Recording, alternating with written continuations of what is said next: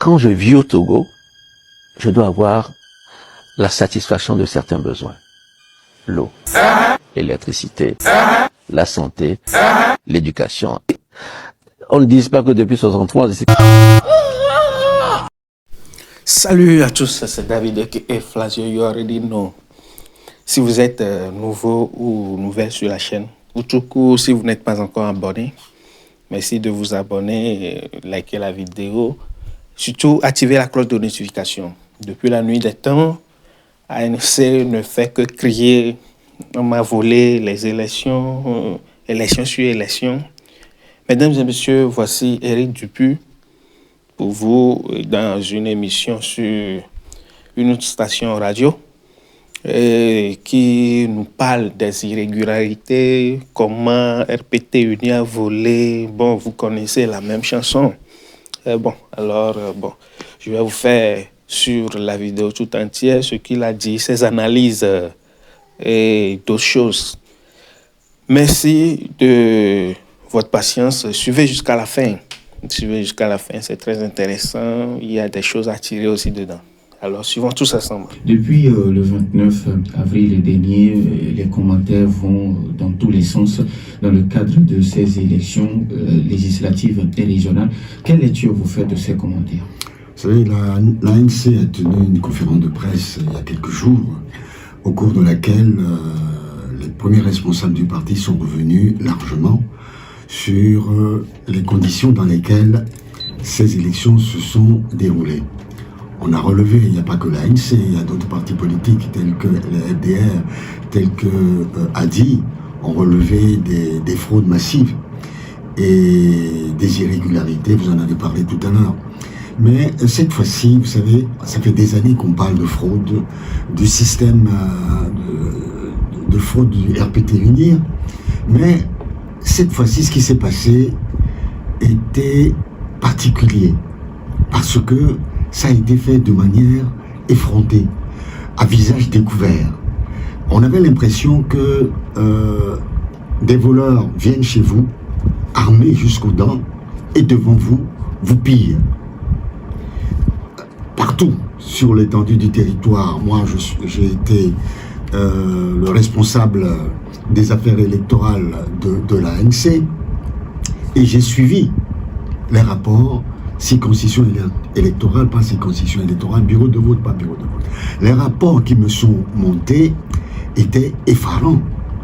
Devant tout le monde, devant les citoyens, on changeait les résultats, on bourrait les urnes, et ça, c'est la première fois qu'on a assisté à ce type de brigandage électoral. On ne va pas revenir là-dessus. Vous savez, même les circonstances dans lesquelles ces élections se sont passées doivent nous interroger. En milieu de journée, le 29, les observateurs dans la globalité ont fait remarquer la non-participation très importante à ces scrutins. Puis à la fin, on nous annonce 61% passés.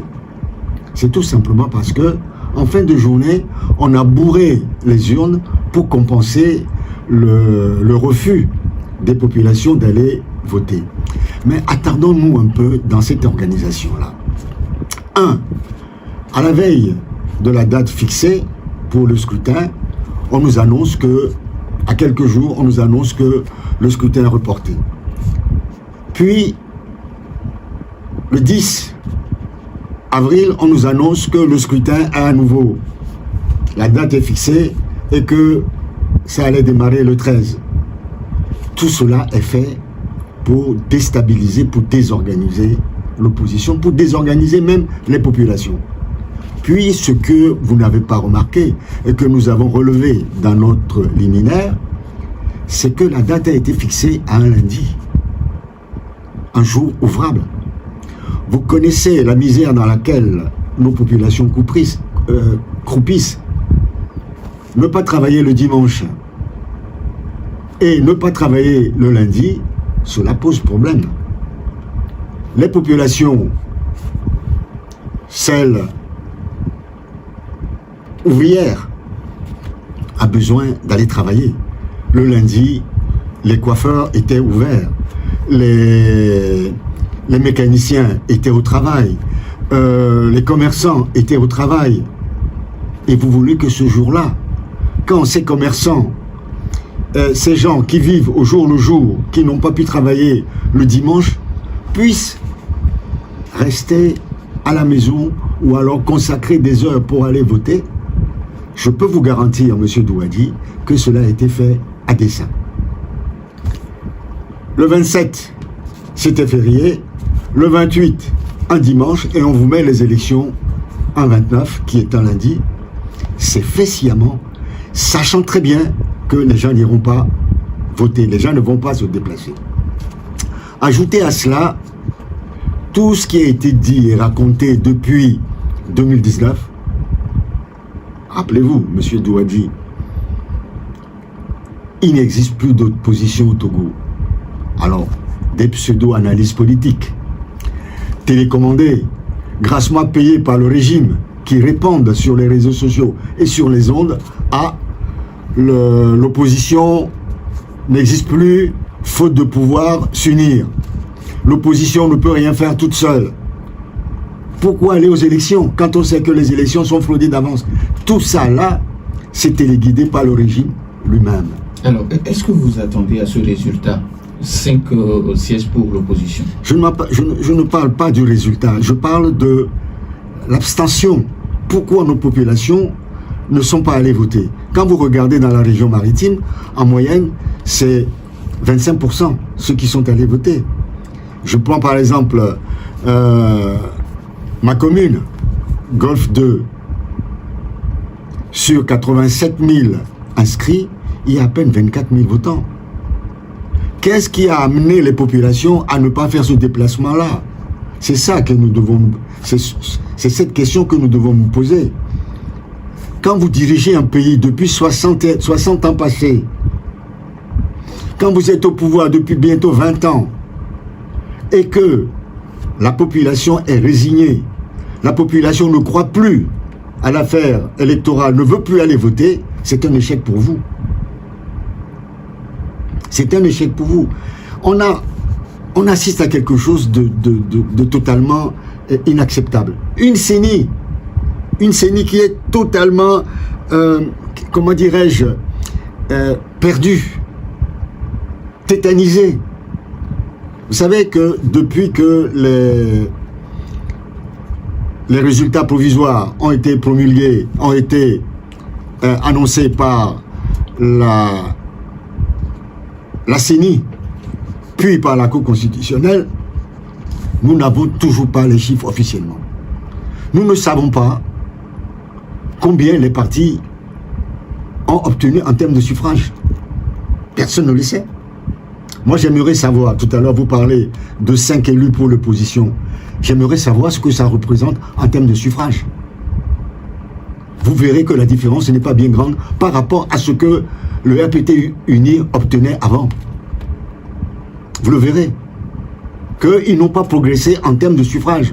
Mais le refus de nos populations d'aller voter leur ont donné la quasi-totalité des sièges. C'est ça la réalité. Vous parlez également d'irrégularité, de fraude. Est-ce que c'est seulement ce qu'on a vu sur les réseaux sociaux ou au-delà de ça, il y a d'autres irrégularités? C'est ce que je vous ai dit. La fixation du jour de vote un lundi, un jour ouvrable dans une société où les gens sont appauvris, les gens ont besoin d'aller travailler pour gagner le pain quotidien. Le lendemain d'un dimanche, vous savez très bien que les gens ne vont pas se déplacer. Ça, c'est fait à dessein. La façon dont le scrutin même est organisé, on dit c'est tel jour, après c'est tel jour, ainsi de suite. Le report en report, c'est pour décourager l'électorat. Manque de transparence. Et puis, vous savez, on parle des législatives. Parlons un peu des régionales aussi, parce qu'il y avait 2 scrutins. Quand vous savez que pour l'ANC, je suis sûr que les autres partis peuvent dire autant, dans 8 circonscriptions électorales, l'ANC ne figurait pas sur le spécimen. Et eux-mêmes, le régime lui-même a organisé les gens pour faire croire aux populations que les listes de l'ANC auraient été rejetées par la Cour suprême. Voilà. Et arrivé, les électeurs, soit ne se déplaçaient pas, parce qu'il n'y avait pas l'ANC, ou alors votaient pour un autre parti, pensant que l'ANC ne figurait pas sur la liste. Et même en voyant au dernier moment le nom de l'ANC sur le bulletin de vote, le mal était déjà fait. J'avais écrit d'abord à la CENI par 2 fois, puis à la Cour suprême, jusqu'à aujourd'hui, pas de réponse. Alors, on sait qu'au total, 30 recours ont été déposés par les candidats et partis politiques. Est-ce qu'on vous a donné certaines raisons qui motivent le fait qu'on ait rejeté ces recours? L'ANC n'a pas fait 30 recours. Je crois que pour les, non, je dis pour les législatives, je pense qu'il y a eu 2 recours, hein, je pense. Et on n'est pas surpris. La Cour suprême, la Cour constitutionnelle telle qu'elle est constituée aujourd'hui, est totalement inféodée au régime RPT unir. Quand vous voyez le ministre Boupessi là-bas, ce serait exactement comme cela se passait quand il était au ministère de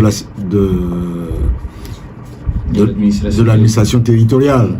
Donc, bon, il continuera à tout manager depuis là-bas dans l'intérêt du régime. Donc, pour nous, ce n'est pas une surprise. Alors, avant de donner la possibilité aux auditeurs, vous demandez à ce que de nouvelles élections soient organisées. Vous êtes sûr que votre voix sera entendue? Non, vous savez, aujourd'hui, vous avez une assemblée monocolore. Une assemblée sans opposition. Je ne pense pas qu'il y ait de quoi sauter au plafond et boire du champagne. C'est une honte. Quand vous parlez de démocratie et que vous avez même modifié, parce qu'il faudrait qu'on en parle, modifié pendant la campagne, modifier, réécrire la Constitution pour passer d'une 4e République à une 5e République sans consulter les populations. Ceci est un coup d'État. Pendant qu'on était en train d'élire ceux qui vont siéger à l'Assemblée nationale au nom de cette nation, vous faites un coup d'État constitutionnel. Avec des députés qui n'ont plus de mandat depuis le mois de fin décembre 2023. Ça s'appelle du brigandage. Comment est-ce que vous pouvez, pendant la campagne électorale, modifier la Constitution? Aujourd'hui, nous avons une assemblée élue sous la Constitution de la 4e République pour appliquer une Constitution de la 5e République, puisque cette Constitution a été promulguée le 6, bien après les élections. Alors on se demande si on est normaux dans ce pays-là. Et là, tout à l'heure, j'écoutais votre émission, votre journal avant d'intégrer votre studio. L'appel des OSC à un grand meeting le 26. L'ANC invite toutes les populations de Lomé et ses environs à prendre part largement. Ceux qui ne sont pas à Lomé, qui veulent prendre leur voiture, des moyens de transport pour venir assister à ce meeting pour dénoncer ce qui se passe au Togo, l'ANC les invite vivement à faire le déplacement, parce qu'il s'agit de dire non, ça suffit, nous n'acceptons pas la manière dont notre pays est désormais dirigé. Nana FM, allô? Allô? Oui, bonjour. Bonjour. Et comment allez-vous? Oui, allez-y, on vous écoute. Bonjour, monsieur Pélé. Merci. Et je pense que la participation à ces élections, c'est ce que le peuple dit, que ce qui le Togolais est toujours un peu mature. La dignité, c'est-à-dire, ici, on dit, on a été destinité. Pour faire partie politique, notre stratégie du RPT avec les indépendants, qui dit que oui, que je ne veux rien faire, que pas le pouvoir en place, que je ne veux pas que les élections soient avant de participer. je pense que le peuple se connaît déjà limité. C'est-à-dire qu'on a vu que, bon, il y a 4 leaders aujourd'hui qui se sont dégagés devant le régime qui va le combattre. C'est ce que nous demandons. Comment ils vont y participer? À quel moyen? Avec quelle manière ces 4 leaders ont tenu devant le régime de la question que nous devons expliquer? Comment ils vont faire? Merci. Comment ils vont participer au Merci. Merci beaucoup à vous. Nana FM, allô? Allô? Oui, Michel, bonjour. Oui, bonjour, monsieur Nambert. Comment allez-vous? Je vais bien. D'accord, allez-y, on vous écoute. Bonjour à notre invité. Bonjour monsieur. Monsieur Nambert, Oui. moi je crois que nous n'avons pas eu d'élection. Mais dans tout ça, moi, ce qui m'attriste et ce qui est extrêmement grave, c'est le fait que nous sommes dans une république et il y a un corps qui est censé assumer les tâches de la République et être neutre. Et on a vu des officiers de l'armée en tenue ou bien en habit du parti au pouvoir en train de faire campagne. Mais c'est terrible, nous sommes où là? Si nous laissons ça de côté, M. Norbert, mais au-delà de bourrer les urnes et de vouloir tricher, mais ce n'est plus caché. On le fait au vu et au su de tous maintenant. Maintenant, quelle est cette république-là? Quel est ce futur-là que nous voulons à nos enfants? Vous imaginez un proviseur en train de bourrer les urnes, et ça là, c'est quelqu'un qui est chargé de diriger une institution scolaire. Mais nous sommes en déchéance de moralité au Togo, hein? Mais c'est ça qui est extrêmement grave et qui fait peur. Je ne sais pas ceux qui nous gouvernent, je ne sais pas si c'est des étrangers qui s'en fichent pas mal et qui pensent qu'il n'y a qu'un seul acte qui peut détruire un pays. Un seul acte, je dis un seul. Maintenant, pour finir, je vais tout simplement dire, moi je ne vais pas appeler notre invité un opposant. L'opposant, c'est tout le quotidien, c'est tout le citoyen en souffrance dans ce pays. Qu'on arrête d'étiqueter d'autres personnes opposantes et qu'on pense que c'est eux qui gênent la République. Non. Nous, Togolais, qui sommes éprouvés et fatigués, nous sommes des opposants. Je voudrais seulement demander à l'invité aujourd'hui qu'il sache que les élections ne feront pas l'affaire au Togo. Merci et bonne journée. Merci à vous aussi, Michel. Nous avons un autre auditeur en ligne. Nana FM, allô? Allô, bonjour Norbert. Monsieur Gado, comment allez-vous? Ça va très bien, monsieur Dupuis, bonjour. Bonjour monsieur Gado. Monsieur Dupuis, vous savez, tout ce qu'on demande, rien ne sera pris en charge. C'est-à-dire, les élections ne seront jamais annulées. C'est comme si le chien envoie, la caravane passe, la force n'est pas égale. Vous savez, c'est comme si on pousse, c'est pas l'opposition, non, maintenant il n'y a plus d'opposition. Vous ne voyez pas qu'on pousse le peuple à la démission, à la résignation, ou alors monsieur Ri. Ne voyez pas qu'on essaie de nous faire taire. Merci, bonne journée. Merci, bonne journée. Merci, monsieur Gado. Nana FM, allô? Oui, allô, bonjour. Master Dido Gomé, bonjour. Bonjour monsieur. Dupuis, bonjour. Bonjour monsieur. Et monsieur Dupuis, vous avez dit tout à l'heure que lundi a été choisi à dessein pour décourager les électeurs. Ça c'est vrai, c'est un fait. Parce que la population est vraiment paupérisée. Et vous avez encore dit que avec 5 élus, vous déclarez que les voix, sûrement que les voix de ces 5 élus doivent être à peu près la même chose que ce que l'UNIR a engagé comme total. Je suis sûr que c'est aussi la même chose. Je voudrais vous demander, est-ce qu'il n'est pas temps que l'opposition mette balle à terre, forme un bloc, une sorte de gouvernement parallèle, informel, pour participer à toutes les élections. Et nous avons vu un exemple tout récemment au Sénégal de PASTEF, Ousmane Sonko étant invalidé, Bassirou Diomaye Faye, qui était le secrétaire du parti, a pris la relève et ils ont gagné. Je ne dis pas que ce sera la même chose comme au Sénégal, parce que ici les élections sont truquées. Mais en disant cela, le bloc dont je parle, on n'aura que 2 bulletins. Un choix à faire entre deux groupes. Est-ce qu'il n'est pas temps, M. Éric Dupuis, et il faut réfléchir à cela? Parce que je peux vous dire d'avance que le PASTEF va gouverner le Sénégal pendant au moins 20 ans. Merci beaucoup. Et l'opposition faisant cela pourra faire plus de 60 ans en se partageant les postes.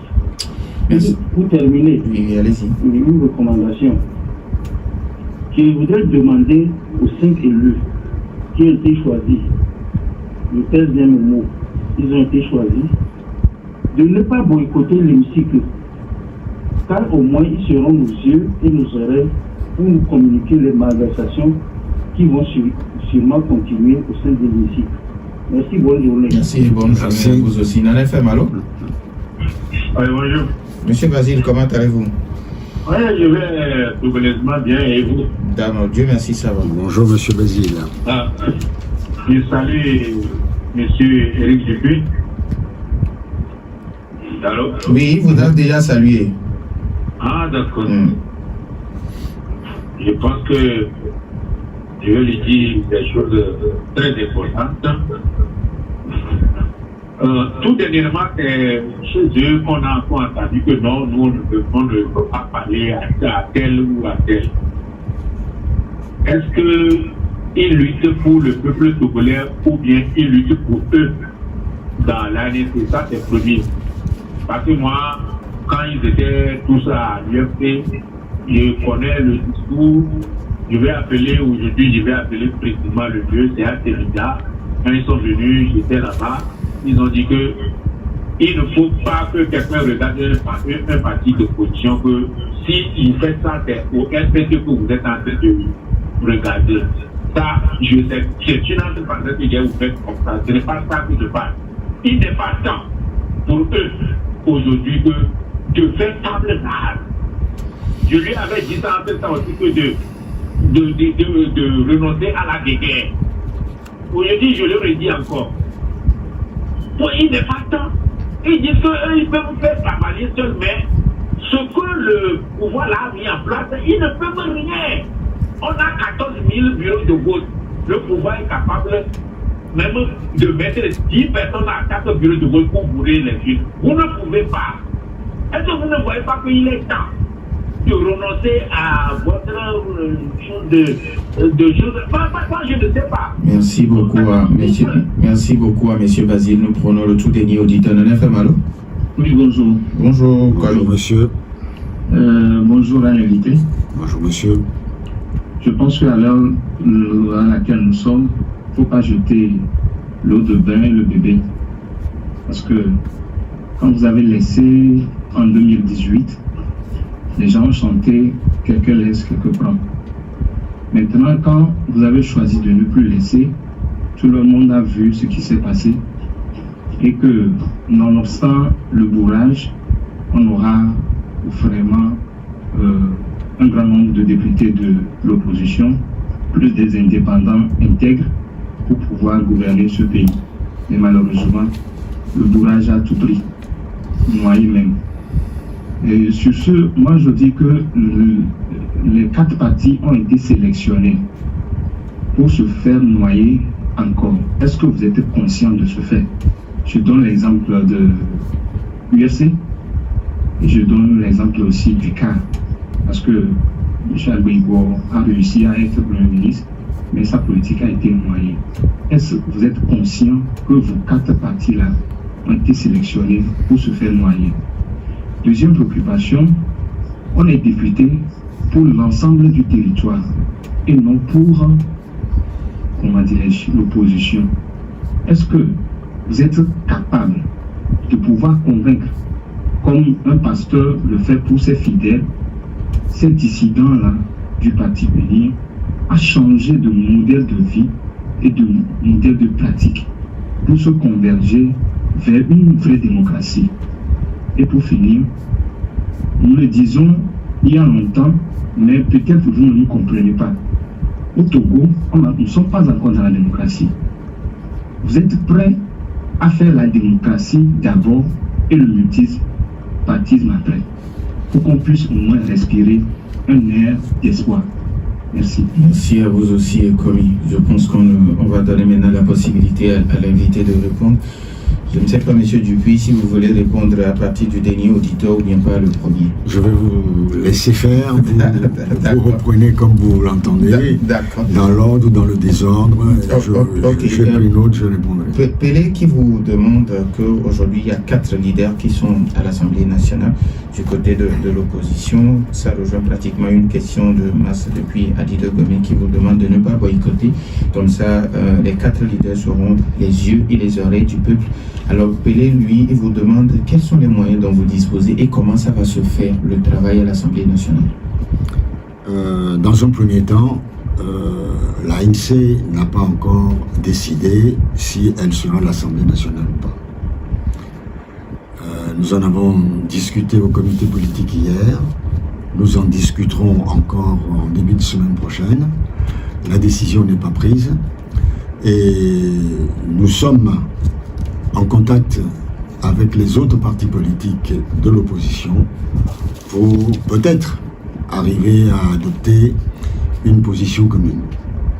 Voilà tout ce que je peux vous dire sur la participation ou pas de l'ANC à l'Assemblée nationale et puis pour dire quelle est la stratégie qu'on va mener. Nous n'en savons rien pour l'instant et même si j'en ai quelques pistes d'idées, ce n'est pas ici, vous le permettez, que je viendrai les donner. Mais je voudrais revenir un peu en arrière pour dire que la situation dans laquelle nous sommes provient aussi des donneurs de leçons. Il y a beaucoup de donneurs de leçons.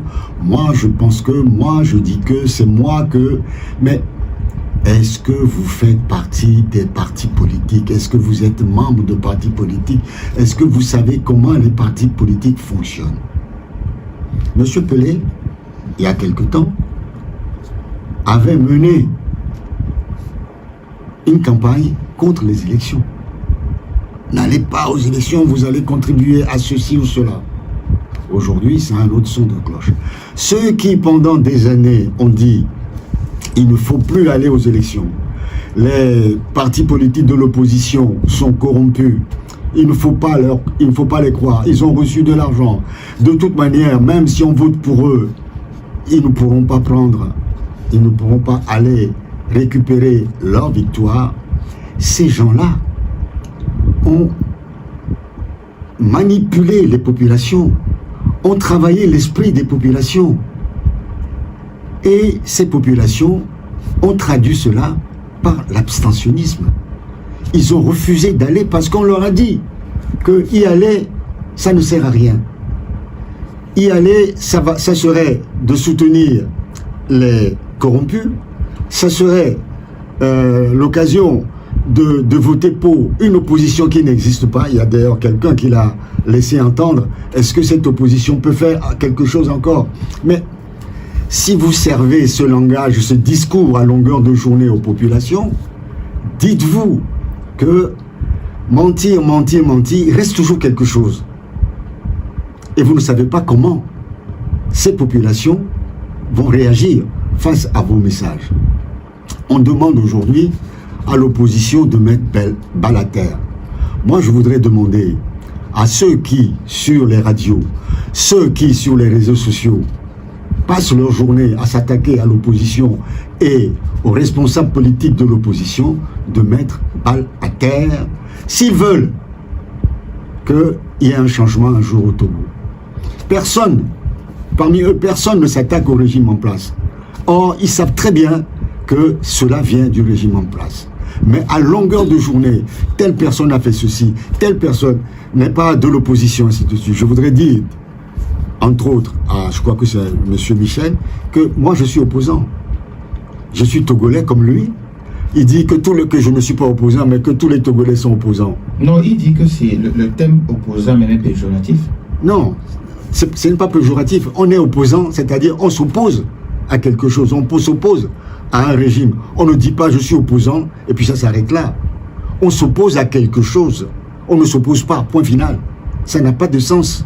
C'est un non-sens. Si chaque Togolais doit se trouver aujourd'hui opposant, ça veut dire que chaque Togolais doit être à même de se soulever contre ce régime. Moi, je suis prêt à me soulever. Et d'ailleurs, je me soulève. Tout ce que je dis, c'est pour dire que ce régime, la manière dont le pays est gouverné, est inacceptable par un peuple. C'est ça l'opposant, c'est ça de s'opposer, ce n'est pas un vain mot. Alors quand Michel pense qu'il n'y avait pas eu d'élection le 29 avril et puis il pense également qu'il y a absence de moralité dans notre pays. Sur ce plan, sur tout ce qu'il a dit, à part le problème de l'opposant, je suis parfaitement d'accord avec lui. Et d'ailleurs, il n'a qu'à lire notre liminaire, tout est dedans. Tout ce qu'il a dit se trouve dans notre liminaire et je ne peux que l'en féliciter. Alors, monsieur Garo qui pense qu'aujourd'hui on pousse le peuple à la résignation. Non, on ne pousse pas le peuple à la résignation. Le peuple est résigné. Je l'ai dit tout à l'heure. Le peuple est résigné. Et quand on dirige un pays depuis 60 années et qu'on se trouve devant une population résignée qui ne croit plus à l'affaire électorale, c'est un échec. Le peuple résigné, il y a le système de gouvernance en cours depuis 20 ans, d'abord les 38 ans du père et les 20 ans du fils. Depuis, on voit que ce peuple qui atteint un changement, qui atteint une amélioration dans sa vie quotidienne, qui atteint la démocratie, et les années passent, tout ce qui importe pour le régime en place, le RPT UNIR, c'est comment faire pour se maintenir au pouvoir. Et utiliser tous les moyens pour narguer les populations, pour appauvrir les populations. Vous savez, pendant ce scrutin, il y a les fraudes. On a parlé aussi des achats de conscience. On a parlé de l'argent qui est distribué, des vivres et de non-vivres qui sont largement distribués. Vous créez la faim, vous créez la misère. Et au moment des élections, vous distribuez de l'argent. Mais c'est inhumain. C'est une insulte à l'intelligence du peuple togolais. Bon, vous ne pouvez pas demander aux populations affamées de refuser un billet de 2000 francs. Vous ne pouvez pas lui interdire d'aller chercher un sac de riz ou un sac de gari, ainsi de suite. Voilà le problème. Hein? Je dirais à M. Gado que le peuple le peuple est résigné. Le peuple est résigné, le peuple ne croit plus à rien. Mais il n'y a pas que le régime qui a amené les populations à la résignation. Ce sont ceux qui, à longueur de journée, sur les réseaux sociaux ou ailleurs, tiennent des langages qui démobilisent les populations. Il y en a qui sont en Allemagne, il y en a qui sont en France, il y en a qui sont aux États-Unis, qui à longueur de journée, j'en ai lu encore au Canada, j'en ai lu encore il n'y a pas longtemps. Ces gens-là, que font-ils en Allemagne? Que font-ils au Canada? Qui les empêche de venir travailler au Togo? Moi, j'ai travaillé en France pendant 40 ans. J'ai choisi de venir au Togo librement et de mettre mes compétences et mes capacités au service de ma population. Qu'est-ce qui retient ces donneurs de leçons de revenir au pays et de nous montrer ce qu'ils savent faire et de nous donner les moyens de nous libérer? Quand on lit des choses, on se demande, mais est-ce que ces gens-là sont sérieux? Alors, quand M. Mas depuis Adido Gomé, qui vous demande de former un gouvernement informé pour aller aux élections comme le PASTEF au Sénégal? Vous savez, lui-même, il s'est contredit un tout petit peu, puisque les deux, le Premier ministre et le chef de l'État aujourd'hui sénégalais, étaient du même parti. Ce n'est pas une coalition. Donc, comparons ce qui est comparable. Je pense qu'il y a un peu de mélange dans tout cela. On admire, j'ai été sur votre antenne d'ailleurs, l'un des premiers à féliciter la résistance du peuple sénégalais. L'exemple qu'on devait nous servir et qui devait permettre de motiver nos populations, mobiliser nos populations, c'est la résistance du peuple sénégalais face aux modifications que Macky Sall a voulu opérer sur la Constitution en reportant la date des élections. Mais il n'y a pas que le peuple. Au Sénégal, il y a aussi les institutions, notamment la Cour constitutionnelle, qui ont joué pleinement leur rôle. Alors, M. Basile, qui pense qu'aujourd'hui, un parti politique ne peut plus faire ce combat seul, mais il faut l'union. Mais, vous savez, ça aussi, M. Basile parle comme M. Bodiona. M. Bodiona ne peut pas donner des conseils à l'opposition. Nous connaissons le parcours de M. Pascal Bodiona. Nous savons ce que l'opposition a fait pour lui. Mais malheureusement pour lui, il a la mémoire courte, ou alors il feint d'avoir la mémoire courte. Disons pour conclure que le ventre n'a point d'oreille. Monsieur Komiki vous demande, aujourd'hui il y a 4 partis qui sont sélectionnés pour se faire noyer à l'Assemblée nationale. Il vous demande si vous êtes conscient de cette situation.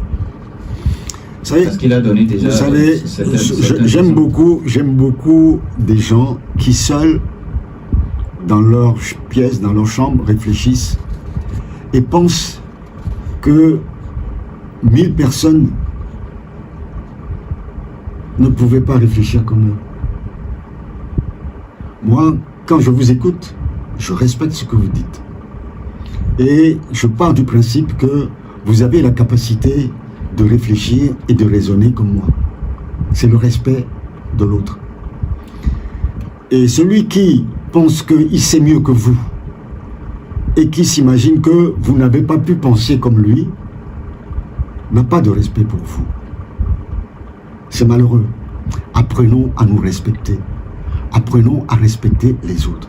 Un individu qui vous dit ça, c'est vrai. C'est un Togolais comme tout autre. Il a le droit de s'exprimer. Mais avec moins de passion, avec moins de certitude, si cela est possible. L'humilité n'a jamais fait de mal. À l'ANC, nous avons le comité restreint autour du président, qui discute, qui élabore. Après, nous avons le comité politique, qui discute, qui élabore. Et nous avons le bureau national. Et je suis persuadé que dans d'autres partis, les 4 autres partis, ils ont des structures où des gens respectables réfléchissent aussi. Ne les prenons pas pour des imbéciles, de grâce. Alors, il vous demande, est-ce que vous êtes aujourd'hui d'accord à faire la démocratie d'abord et le multipartisme après? Il faudrait dire à ce monsieur de saluer le professeur Nyénéry qui avait dit cela il y a quelques années. Et jusqu'à aujourd'hui, je n'ai pas compris ce qu'il a voulu dire. Peut-être que M. Basile va vouloir me l'expliquer. M. Komi va pouvoir me l'expliquer parce que ça ne sert à rien de répéter les choses sans savoir comment concrètement on peut les mettre en pratique. Il vous demande également, on n'est pas député seulement pour une circonscription électorale, mais on l'est pour tout le Togo. Et il vous demande si vous êtes capable aujourd'hui de convaincre les dissidents du parti Union à changer de modèle. J'avoue que je n'ai pas compris ce qu'il a voulu dire. Parce que quand vous êtes candidat pour être député, vous êtes candidat pour la nation. Puisque vous êtes élu d'abord dans une circonscription électorale sur une liste et vous voulez aller parler au nom de toute la nation togolaise. Puisque l'Assemblée nationale est une assemblée où tous les élus devraient avoir le même poids, la même capacité et nous l'avons toujours dit. Nous l'avons toujours dit, on est élu de la nation, donc il ne m'apprend rien et je crois que j'ai eu même à le dire sur votre antenne à plusieurs reprises, que le découpage tel qu'il est fait ne permet pas à tous les représentants de la nation d'avoir le même poids et de s'exprimer de manière équivalente, telle que l'impose la Constitution. Donc, si je n'avais pas la conscience d'une représentation nationale, je ne pouvais pas développer une telle analyse. Maintenant, aller à l'Assemblée nationale ou ne pas aller à l'Assemblée nationale, n'allons pas trop vite en besogne. Laissons les responsables politiques des 4 partis politiques en présence faire ce qui leur semblera bon de faire. Au Togo, on a trop tendance à dire il faut faire ceci, il faut faire cela, il faut c'est comme ci qu'il faut le faire, il ne faut pas le faire comme ceci ou cela. C'est celui qui va au marché qui sait ce qu'il va y faire et pourquoi, de combien il dispose pour le faire. Aidons les partis politiques de l'opposition à fonctionner normalement. Respectons ceux qui ont sacrifié leur vie, ceux qui ont sacrifié leur emploi pour mener la lutte en notre nom. Respectons-les, aidons-les à mener cette activité qui est très difficile, qui est très prenante, qui est ingrate. Nous disons merci à M. Éric Dupuis, merci.